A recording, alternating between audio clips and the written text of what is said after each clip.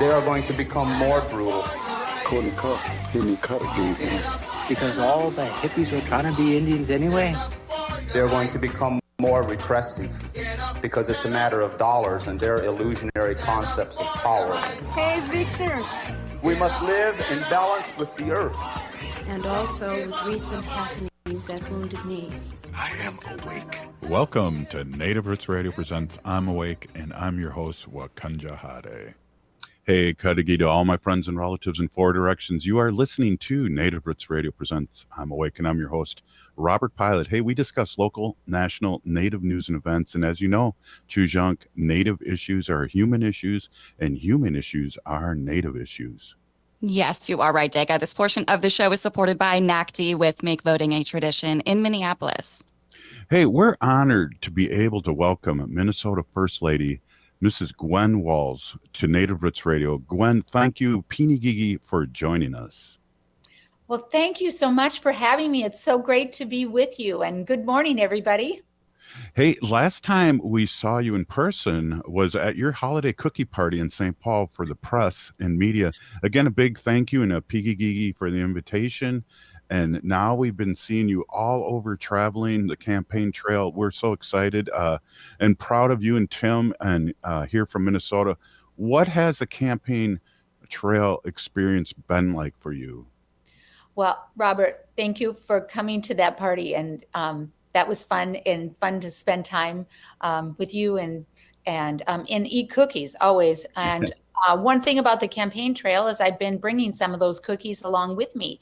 We bake them at East Cliff and then take them with us and leave them at field offices across the country, which has been really fun to bring a little bit of our home or our tradition with cookies to people who are working hard for the campaign. So it has been amazing to travel from state to state. Honestly, I'm spending a lot of time in Wisconsin, some time in Minnesota, but Wisconsin, Michigan, Pennsylvania, Nevada, Arizona, North Carolina, Georgia, New Hampshire. I've been everywhere, man. I've been everywhere. So it's been really fun because we are living our values. And some of your Minnesota listeners probably know Tim and I quite well and know that we just find a lot of joy in being able to advocate and campaign for what we really believe in, because so very, very much is at stake, right? And the distinction is really clear in this election. And I think the thing I talk about the most is that Tim and Kamala will be a president and a vice president for everyone and all of us. And that is a stark contrast to the other side. And, you know, we could go on with a lot of examples, but I would just say that J.D. Vance and Trump do not really have everyone in mind when they are thinking about this country as a whole. And so to advocate for that, and I know specific issues that you'll ask me about, but the reproductive rights, our own freedoms, having a seat at the table, and being trusted to make our own decisions. Those are all really important things that Tim and I have fought for and cared about. And now we get a chance to do that in lots of states and meet lots of people. So it's been intense, but it's been good. Absolutely. I'm a former teacher also. And what's exciting, I got to just let you know, too, we're based out of the Twin Cities, but we're on 30 channels in Wisconsin, too. And we just know how our relatives are so important to get out the vote. And all the hard work you and Tim have done in Wisconsin is duly noted. Well, thank you. You know, your vote is your voice. And I think sometimes we think we're just going to vote on election day, but we might not. We might have something come up like road construction, right? Or a sick child. And what I would say is get out and vote early. It's too important to miss. And so in Wisconsin, you can vote right now, right? You don't even have to be registered. You can bring a form of ID. And I think that goes through November 1st. Yeah. And so you can register and vote at the same time. It hardly takes long, but make your voice heard. And in Minnesota, of course, we're in early voting too. Tim and I voted yesterday. Because it was a time when we could both be in Minnesota, and we wanted to do that together. And Gus, who just turned 18 in the middle of October was he was able to vote with us and for his first time. And so that was a big deal. And Gus and I both told Tim that we voted for him. So, if you get votes in your own household, you're doing all right.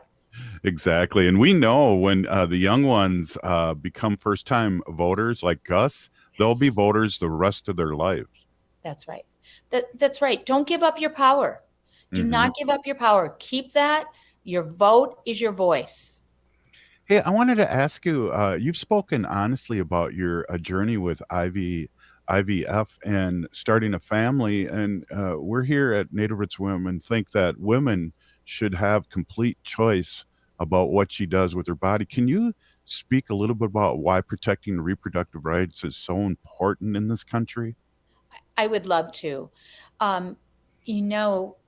Tim and I had not spoken publicly about our journey, and actually the method we used was IUI, which is in the IVF family, but I just want to be really clear on that. There are all kinds of fertility journeys, and maybe no two are alike.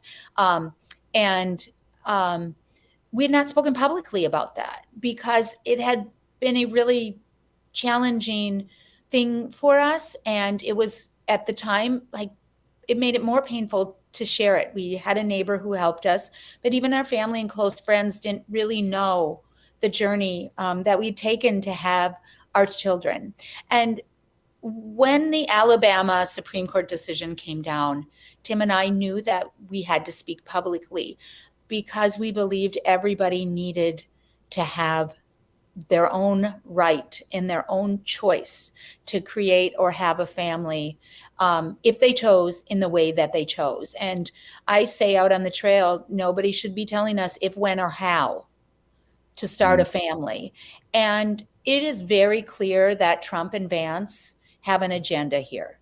So even if we feel safe in Minnesota or in Wisconsin partially around this issue, if there's a national abortion ban, and Trump and Vance have talked about that and discussed that and said, that's part of their agenda. Well, that's not going to protect women in Minnesota and Wisconsin. And the biggest difference, if I could just state it clearly, is that Kamala Harris and Tim Walz trust women, and they trust them to make their own choices about their own bodies. And then I think all your other choices follow from that.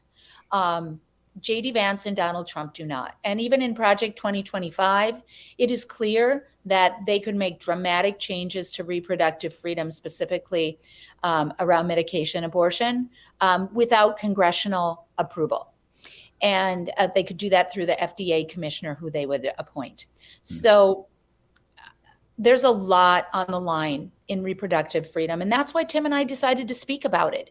And, we've had to even have conversations with our own children because we were not at the point, where we had spoken about that process with them.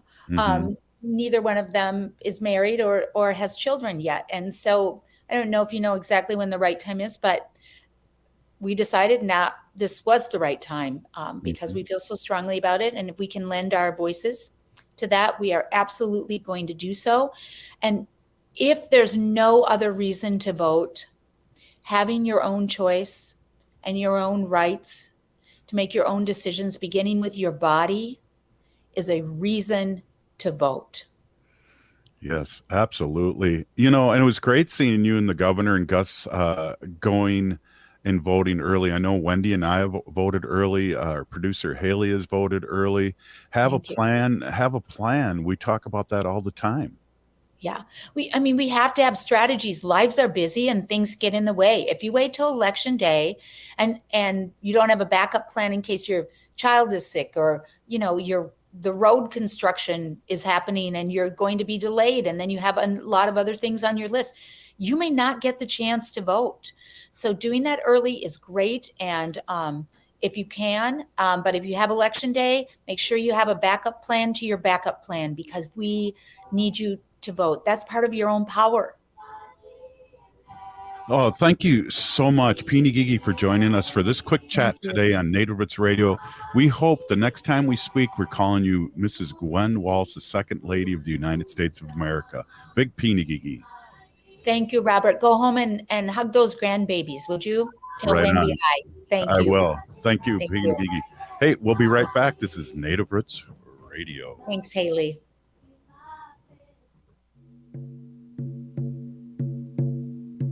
When we heal from our traumas, when we face our fears, let go of our addictions, when we relearn our values, when we live our teachings, respecting our elders, cherishing and honoring our children, when we honor and take care of our spirit, there will be no room left for sexual violence. Sponsored by the Minnesota Indian Women's Sexual Assault Coalition. Everyone likes a litter-free ride on Metro Transit buses and trains, so pitch in. Take pride in your ride and take your trash off with you when you get off at your stop. You'll find trash bins at every Metro station. Want to help clean up transit stops in your neighborhood? Join the hundreds who volunteer to adopt a stop and keep it picked up. Learn more at metrotransit.org/adopt-a-stop. That's metrotransit.org/adopt-a-stop. For nearly 10 years, Make Voting a Tradition has empowered Native American communities by bringing friends and families together to talk about important issues. NVAT is increasing voter turnout and ensuring Native voices shape the future. This election season, skip the crowds and vote early in Minnesota. Elders and busy voters can vote in person before Election Day. Find your early voting location at sos.state.mn.us. Let's make voting a lasting tradition for generations to come. Every day, our people suffer at the hand of domestic and sexual violence. But you are sacred and deserve to be safe in your own home. StrongHearts Native Helpline is here to help. Native-centered, empowerment-based, trauma-informed advocates offer safety, sovereignty, and support. Call or text 844-7NATIVE. To chat online, visit www.strongheartshelpline.org. Reach out today. Anine, I'm Lieutenant Governor Peggy Flanagan, and you are listening to Native Roots Radio. Welcome back to Native Roots Radio presents I'm Awake, and this is Robert Pilot. This portion of the show is supported by the Native American Community Development Institute, or NACDI, in Minneapolis. Hey, before we get our friend Robert Lilligren on, let's take a listen to our friend from the state of Wisconsin, Governor Tony Evers. Let's take a listen. Hey there, Native Roots Radio. Governor Tony Evers here with my weekly update. November 5th is a really important day. It's Election Day in Wisconsin. Voting is the single most powerful tool we have in our democracy, and it's essential that each and every eligible voter makes a plan to vote this year. So first things first, make sure that you are registered to vote. You can check your voter registration, find your polling place, and check on what's on the ballot by going to myvote.wisconsin.gov. If you aren't already registered to vote, don't worry. You can register at your polling location. Just be sure to bring a proof of residence document, like a utility bill or a lease agreement, or your photo ID can double as your proof of residence if it's your current residence too. If you're voting absentee this year, you can still request your absentee ballot online until October 31st, but then make sure to get it back to your clerk by 8 p.m. on November 5th. The Postal Service recommends mailing your absentee ballot at least 1 week before Election Day to ensure it arrives on time. You can also return your ballot to your clerk's office, a drop box, or at your polling place on Election Day. And starting this week, you can vote early at your municipal clerk's office or another site designated by your clerk. Dates and hours vary by municipality. If you're planning to vote in person on Election Day, polls open at 7 a.m. Bring your photo ID, grab a friend, and make sure to get in line by 8 p.m. Because of Fair Maps I signed into law, Wisconsinites will no longer be voting under some of the most gerrymandered legislative maps in America. Our maps are fair, responsive, and reflect the will of the people. So find everything you need to vote at myvote.wi.gov, and let's get out to vote, Wisconsin. Thanks for listening. Back to you, Robert, and Native Roots Radio. Hey, wow, that's great. Hey, we have our friend Robert Lilligren, Native American Community Development Institute CEO. It's great to see you. I got to jump right in, Robert. Yeah. We've had a great show so far, so let's keep it up. No. Right. I hope I can measure up. I hope I can measure up. You really I can. don't So know. Gwen Walz is a hard act to follow, as you, is Governor Evers. So you're definitely up for it. Hey, I gotta definitely bring up this Indian Country Today. Had an article about President Joe Biden is set to make his first visit to tribal lands, offering long-awaited apology for the U.S. government's past actions regarding Indian boarding school. Did you hear about that? oh yeah. I mean, I heard it on sort of the blogs and on the native media, but just before I came on, I was watching mainstream TV, network news, and it's on there as well. Wow. And it was on the local news, and what never ceases to surprise me, because as we know, all Native people are familiar with this history. Pretty much all Native people have survivor stories within their families, but the outside world doesn't know that much about this issue. And so to see it in mainstream media and to have a sitting president of the United States make that apology, it's not going to bring anybody back, but it's a good place to start to change the narrative. Yeah, absolutely, absolutely. And wow, how many days do we have left? I know we're only going to have one segment with you today, and let's talk what you want to talk about, Robert. Well, yeah, so we have what is it now? 12 days, something like that. Haley, looks like know the right I'm answer. questioning as well. Okay. Well, I'm not showing my full t-shirt because you'd probably have to blur it out, but I'm wearing my Get Out the Vote. Wait, where do I cover it here? There we go. Don't be a what? Yeah. So, they're the hot item in Indian country, man. Stop by the office. Maybe we could have one for you. But what I want to just listening to Governor Evers and of course our First Lady Gwen Walz here in Minnesota, like you said, hopefully to be the second lady of the United States. But I came across the story right before we came on about Wisconsin and some of the special interests that are getting involved and the ways they're getting involved. And there's a new Republican PAC, Political Action Committee, that is spending big backing Jill Stein. And they've spent about $1 million. Some of it's anti-Harris, but about half of it's pro-Jill Stein mailers. And I just think your listeners should be aware of that and who's spending that money and what that means when a Republican PAC is spending for a third-party candidate. And I want to be clear. I don't at all question Jill Stein's right to run for president, but I do want voters to understand that a vote for Jill Stein is a vote for Trump. And in a state, a battleground state like Wisconsin, that could do some damage. Yeah, well, she's a grifter as far as I'm concerned. Allegedly. Whoa. Nice.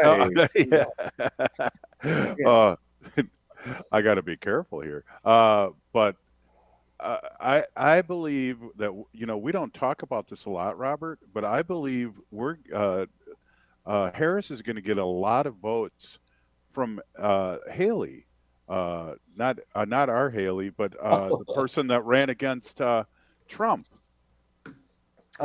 Right. Well, I think, people were dissatisfied with him. I love the ads we're seeing, and I know we're not a battleground state, so we're not seeing the ads that people are seeing in other parts of the country, but these former Trump voters, right, that are voting for Harris, that just say, I can't do it anymore. I can't vote for him anymore. I think those are very powerful messages. And so it's good to see that. And I'm just feeling good. Beyonce is going to be at Harris's next rally. I just think that's amazing. Those Beyonce, Taylor Swift, these are people that can mobilize people, Yeah. and inject a little bit of what? Not just class, but some joy into this presidential campaign. Yeah, I mean, it's reported the orange one, people get there and he's ranting and raving about nonsense and people leave. And Right. that isn't what happens at the rallies that I've been to. Right. So this is exciting. It's good momentum building, I mean, when we're this close to the election, when I was campaigning back in my day, I would call this the see it, do it days. You've got your plan, you're working to your plan, you're on your message, you're reaching out to your base, and you're motivating them to the polls. You don't have a lot of time for distractions, right? It's keep your eye on that prize and put your head down and move forward. And I really feel that the Harris Walz campaign is in that mode. Yeah, definitely. What plans do you have, or do you have plans for the November 5th? Well, it's funny you should say that, because when I was listening to Gwen Walz talk just now, and my husband and I love to vote on election day. That's just kind of a thing. We go together. We're one of those kind of couples. We're usually amongst the very first people at our polls. But we're discussing, seriously, we're voting early for two reasons. One, it frees up the rest of our day to do more get out the vote work, which we'll be doing, of course, to make voting a tradition, and others. And the other is, and this for me was kind of the decisive argument, and is that we don't know what's going to happen on election day, right? I mean, it could all hit the fan, and who knows? And so rather than risk some kind of disruption in our ability to vote, we're going to go vote early this year. Yeah, we're the same. We already voted early, Wendy and I know Haley has too, and to help other people get out the vote. But there's also that gray cloud that we know we're going to deal with after the election. He's already said since 2015 that elections are rigged, even the one he won. Right. So it's going to be, fasten your seatbelts, and it's going to be something after the election. But my vision, my hope is that the Harris Walz win will be so decisive that that you just can't question it, right? You can, exactly. And they will. They're already laying the groundwork for lawsuits in a number of states, including Wisconsin. But but hopefully the victory is so great that it's not to be challenged. Well, we might be on the air till 8 o'clock, and then I want to run down to the DFL, wherever that is this year, if it's St. Paul or Minneapolis, and hang out. Cool. And then one other kind of cool thing that's happening in the Twins in Minnesota this year, due to legislative changes this last session, are these pop-up voting places. Yeah. Which go to kind of lower voter turnout communities and have pop-up voting places. And there's going to be one right in the middle of Indian country here at Little Earth of United Tribes, and I am struggling to find the date. I'm scrolling through, but I just think Haley, who brought that up? Somebody brought that up to us. Yeah, I forget who we were talking to though, but sure. Yeah, so that will be very cool, and then just to make voting a tradition, I have some stats about Native votes here, and just what a power we are here in Minnesota, and our work with Make Voting a Tradition and throughout the community here, really trying to maximize that Native vote and that Native voice. Absolutely. Hey, maybe you can join us if we're on past our time on election day to talk about what's happening and get people motivated. All right, let me know. I will. Hey, thanks a lot, Robert Lilligren, Native American Community Development Institute here in the Twin Cities, Minnesota. We'll be right back. This is Native Roots Radio.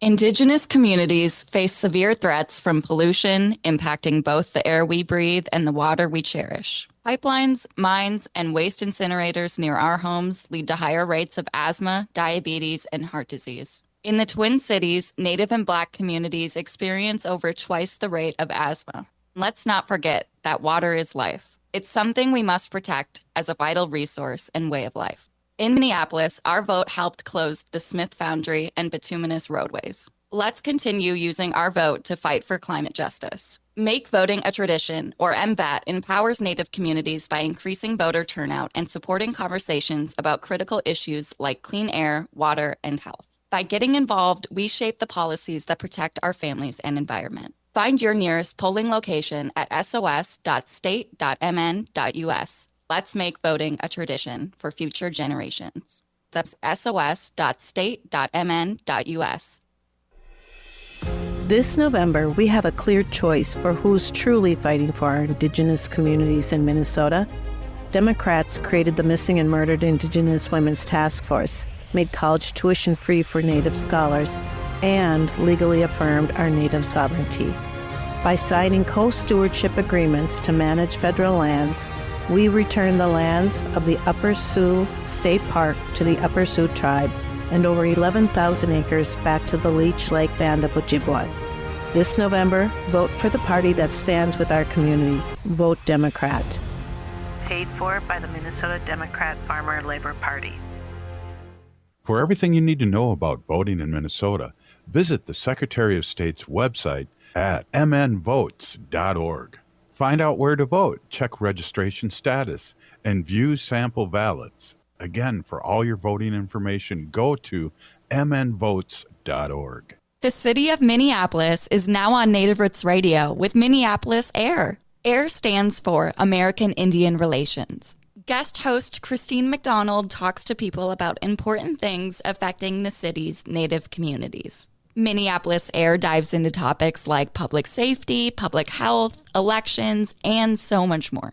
Tune in to Minneapolis AIR on Native Roots Radio from 5 to 6 p.m. on the second Wednesday of every month, right here on AM 950. The Minneapolis Institute of Art is featuring the art and legacy of Jody Falwell, a groundbreaking potter from Cabo Owinga, New Mexico. Over the past 50 years, Falwell has revolutionized Pueblo pottery and native art by weaving in personal, political, and social stories into her pieces. Her exhibition titled Opawa Omung shows the incredible range of her work and the impact she's had on both native and contemporary American art. You can check it out at MIA through January. For more info, visit artsmia.org.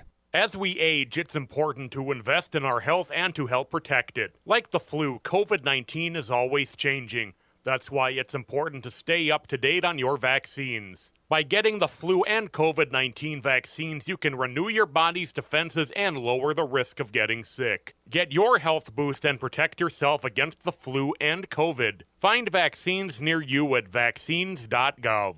Again, that's vaccines.gov. Vaccines.gov.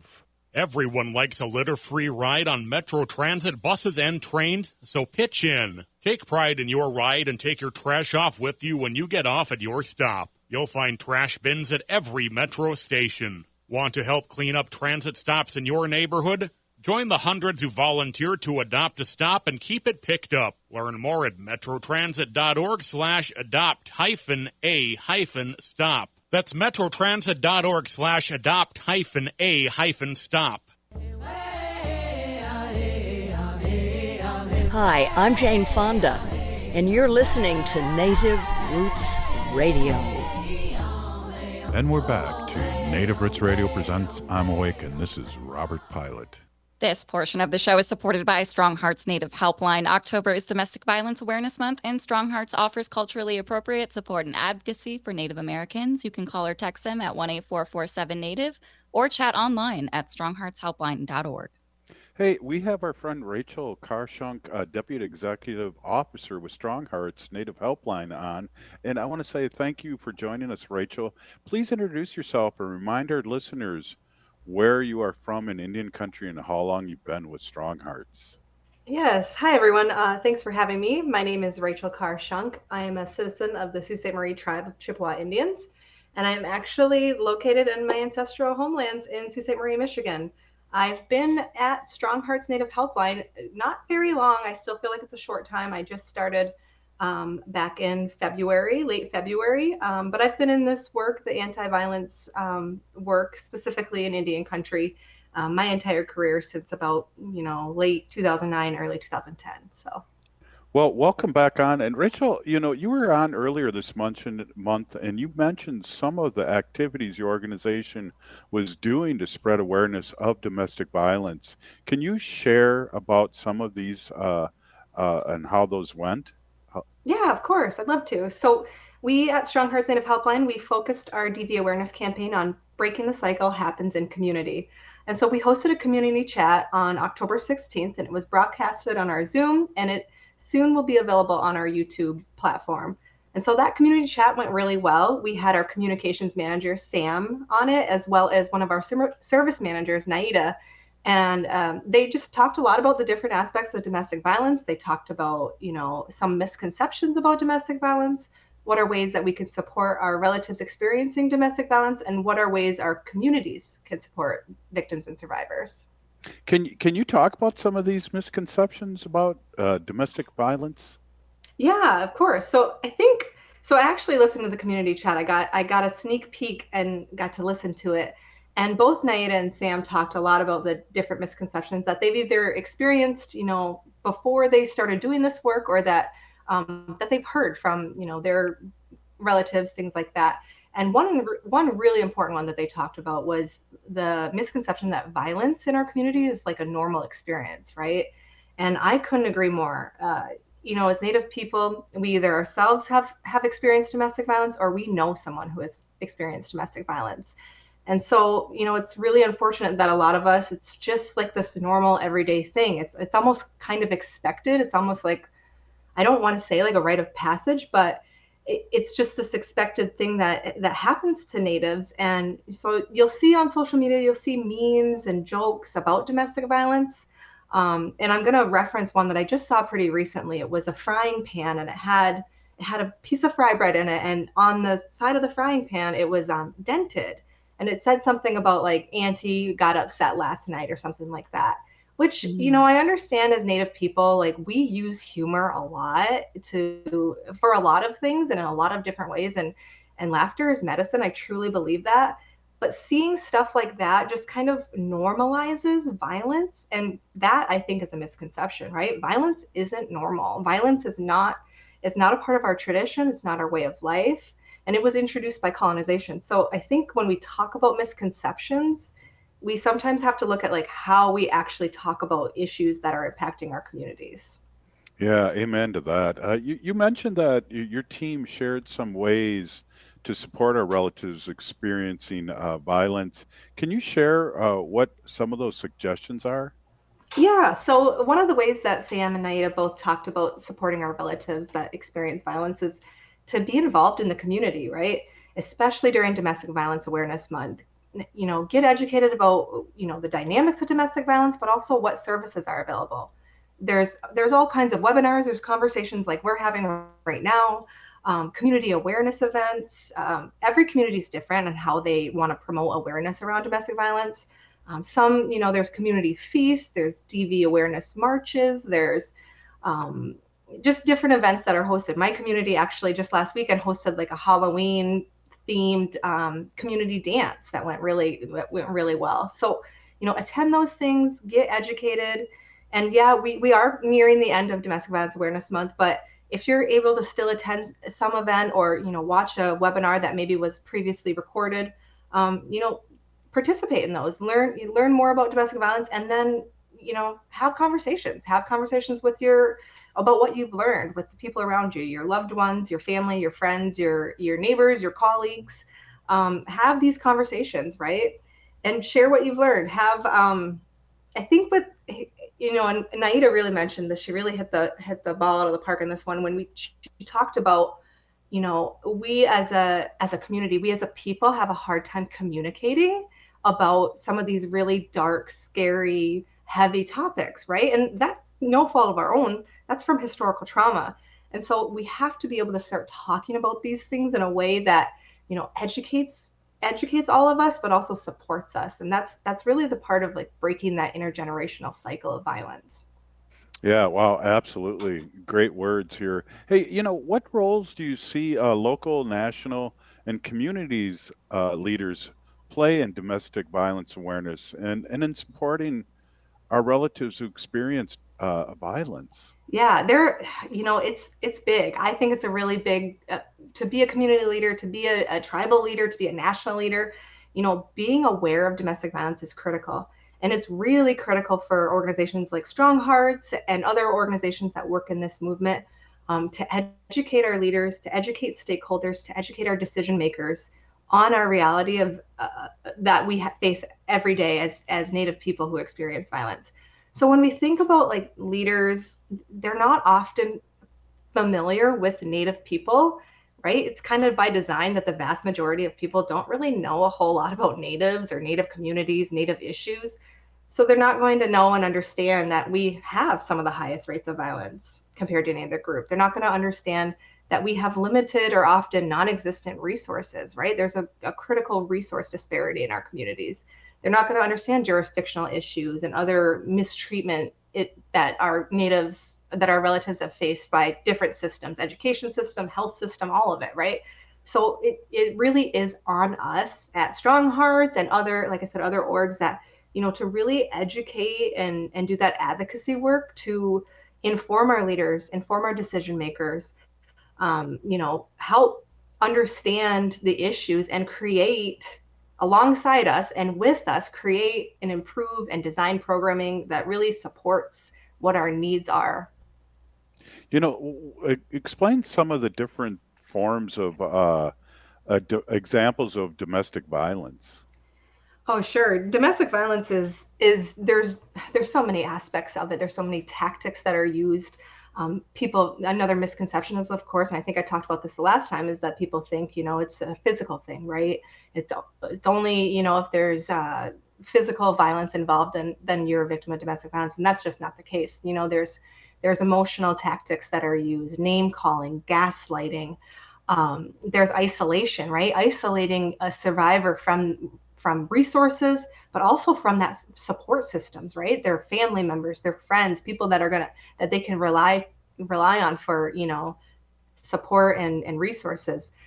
Financial abuse, that is such a significant tactic, right? It's really, we are in a state of, we need funds to exist, right? We need money to exist. We have to pay rent or mortgages and buy groceries. And when an abuser uses financial abuse, that really restricts that survivor from, seeking safety and seeking assistance and getting away from that abusive relationship. So those are just some of the tactics, but there's the power and control wheel is a really useful tool that talks about other tactics that abusers use to kind of maintain that power and control over a victim. I think too, and I could be wrong, help me out, Rachel, that if your friends are saying that this is not right, this not smell right, that you should maybe give a call to StrongHearts and check it out. It's anonymous. Absolutely. That's one of I think the greatest things about StrongHearts Native Helpline is that we are anonymous, and we really provide a lot of peer support. And because abusers can be really good at that isolating tactic, so survivors might feel like they can't reach out to their friends or they can't reach out to their families. They're embarrassed, or they kind of, cut ties with them because that's what their abuser wanted. So they can reach out to StrongHearts, because we are anonymous, we are confidential, and we can be that listening ear, that validating ear for them. That sometimes, survivors often feel like, well, no one's either going to believe me or I cut ties with them because my abuser said that I needed to, they weren't good for me. So there's a lot of that shame that exists, I think, with survivors that it probably makes it easier to call StrongHearts because, like I said, we are anonymous and we are non-judgmental and ready to answer the call or text or chat. Yeah, it's amazing. Hey, are there any other ways to support our relatives who are experience violence? I know you've talked about community and broader level, but what are some of the ways that someone can get help on an individual level? Yeah, so I think one of the most critical pieces that both Sam and Naida shared was really believing our relatives when they come forward, when they disclose that they've experienced abuse, right? We have there's just a lot of issues around lateral violence and things like that. But really start by believing, and there's a lot of, when someone doesn't feel like they're being heard or being believed, they carry that hurt and that pain and that shame and anger, and they don't want to talk and they don't want to share about it. So, reach out to our advocates. We are here to listen. We are here to provide that peer support. We're here to provide, what it is that contacts need, whether that's just a listening ear, if it's safety planning, if it's resources and referrals. But yeah, it's, I think that's one of when I'm talking to someone who is like, I have a sister, or I have a brother, or I have a relative who is experiencing, believe them. That is such a validation that survivors don't get, right? And that power and control dynamic that they're used to, they're not believed by their partner. So to have a relative or a friend believe them when they're saying, I'm being hurt, that's really important. We're here with Rachel Carr-Shunk, StrongHearts Native Helpline. We got like a minute to this break. Can we give, or 30 seconds, can we give the website and the number out real quick before we get to break? Yeah. Okay, do you want me to? Oh. Okay, I got it this time. StrongHearts is 1-844-7-NATIVE. That's 1-844-762-8483. And the website is strongheartshelpline.org. Hey, we'll be right back. This is Native Roots Radio.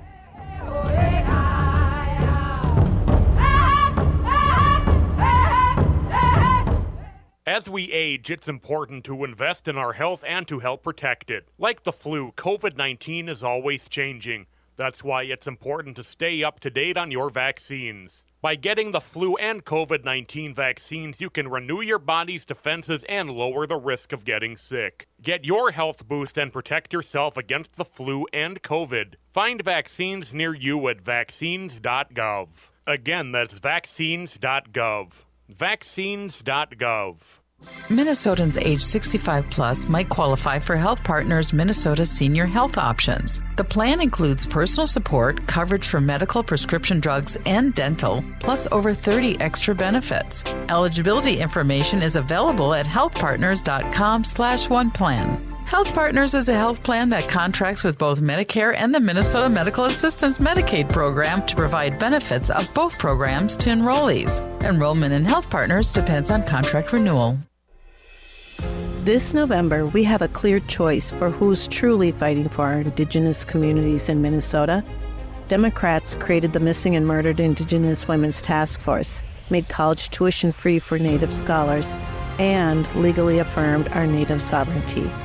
By signing co-stewardship agreements to manage federal lands, we return the lands of the Upper Sioux State Park to the Upper Sioux tribe and over 11,000 acres back to the Leech Lake Band of Ojibwa. This November, vote for the party that stands with our community. Vote Democrat. Paid for by the Minnesota Democrat Farmer Labor Party. For everything you need to know about voting in Minnesota, visit the Secretary of State's website at mnvotes.org. Find out where to vote, check registration status, and view sample ballots. Again, for all your voting information, go to mnvotes.org.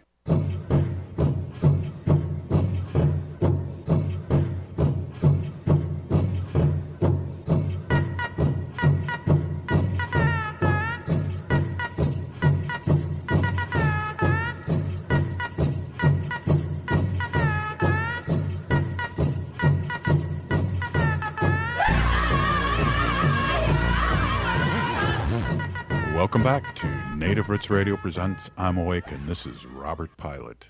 This portion of the show is supported by Howling for Wolves, protecting wolves for future generations. Oh! Hey, we have our friend Rachel Carr-Shunk, Deputy Executive Officer with StrongHearts Native Helpline, and October is Domestic Violence Awareness Month, and we are really talking about a lot of real things here. Don't be afraid to call if you think, or even, if people are telling you that things don't look good, give StrongHearts Native Helpline a call. Welcome back, Rachel. Yes, thank you so much. That's a great suggestion, because we get a lot of, I have the opportunity to like exhibit or table at certain events, and we get a lot of people coming up and saying, I think my sister should probably give you a call. Like, what can I say to suggest? And, we have our awareness items and things like that. But, just really saying like, hey, just give them a call. They're friendly. They're trusting. They listen, and they can talk about the dynamics of your relationship and give you that DV education, or that education around what is, abusive, what's unhealthy, what's healthy, and help you determine that on your own. Whoops. I had trouble muting there. Hey, we know from past conversations that StrongHearts also connects clients to outside resources. And I love the fact that I always bring this up is about people that feel like they can't leave because they have young ones or a pet, and pets family, as far as I'm concerned. Yeah. Oh no, I totally agree. I have two dogs at home, and they are part of my family. But yeah, we have a native provider database that we routinely update. That gives us I guess a picture of all the services that are across Indian country or in urban areas, of course, too. I did talk about our resource disparity that we have, and we do that.